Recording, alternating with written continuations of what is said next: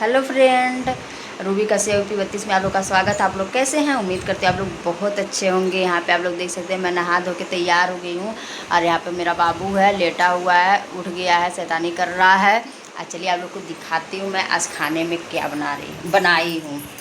यहाँ पे आप लोग देख सकते हैं, यहाँ इसमें रोटी बना के मैं रख चुकी हूँ, वही रोटी है अभी।